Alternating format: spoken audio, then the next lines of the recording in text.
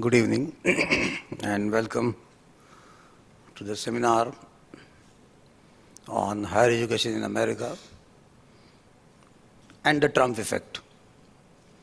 In fact, we never used to organize such seminars before, but after Mr. Donald Trump is elected, there were a lot of rumors in the print media as well as electronic media about his policies, and which created panic among students and parents both. So that is the main reason why I have called you here, especially to clarify that nothing is changed.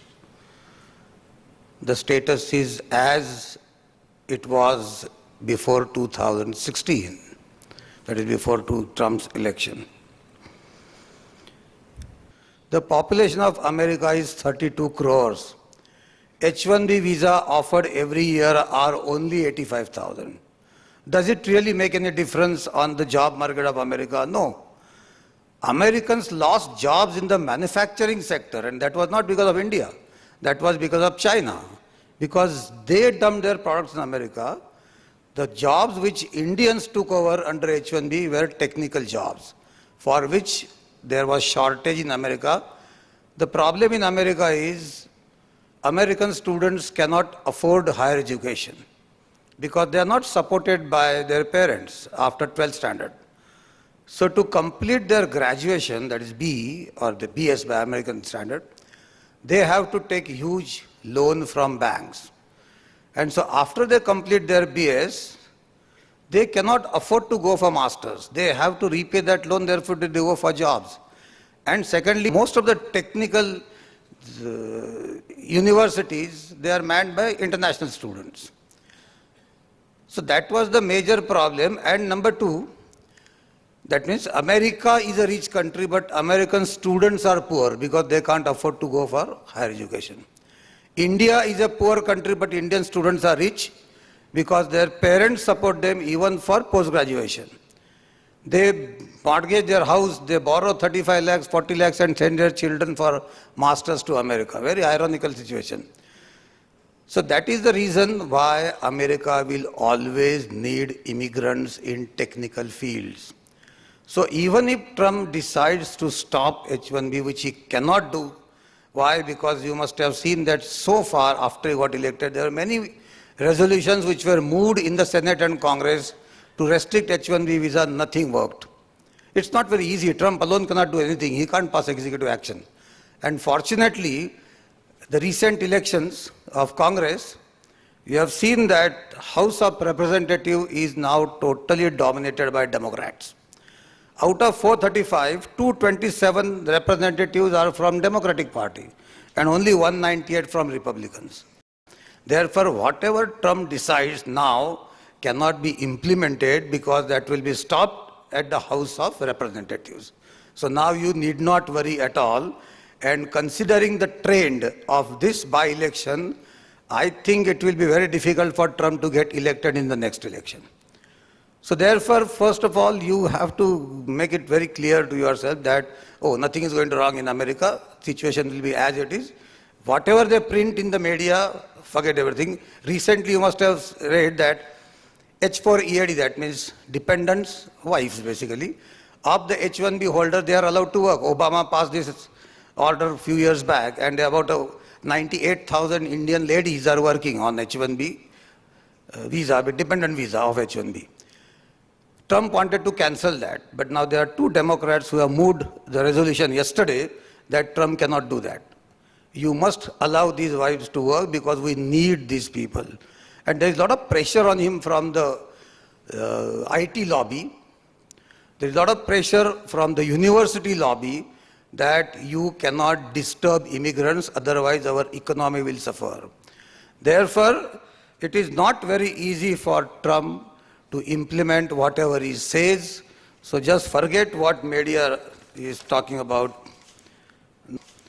Now let me show you the map of America. I don't know whether you can see that map from there. If you see on the left-hand side,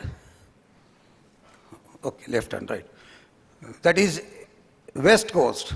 The blue one is California, the most popular destination for Indians since 1990. In California, there is the place called San Francisco, and below that is San Jose. This is called Silicon Valley. Many Indians work in Silicon Valley. All major companies like Uber, Google, Facebook, Apple, VMware, all these giants, they have headquarters here. So therefore, there are hundreds of thousands of Indians and Chinese who work in this area. See, if you go to technology field, you will find majority Chinese, Indians and Russians, surprisingly.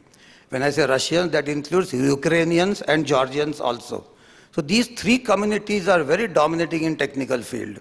If you go a little up, you will see Portland in that yellow zone, top. It's a headquarter for Intel. A lot of Indians you will find here, electrical engineering. If you go further up, on the top you will see the name Seattle, which is the headquarter for Microsoft, the largest employer of the world.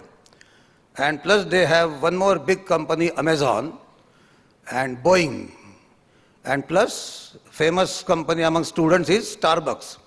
So all these four giants are located in Seattle. Therefore, majority immigrants are nowadays going on the West Coast. If you go to south, in the Texas, you will see TX there. Texas is traditionally known for electrical companies, and if you see down there, Houston, that is the hub for petroleum products. Next to Houston is Austin. Austin is now upcoming area for IT because people can't afford to start companies in California, so either they are going to Austin or they are going to Seattle now. So it's an upcoming area.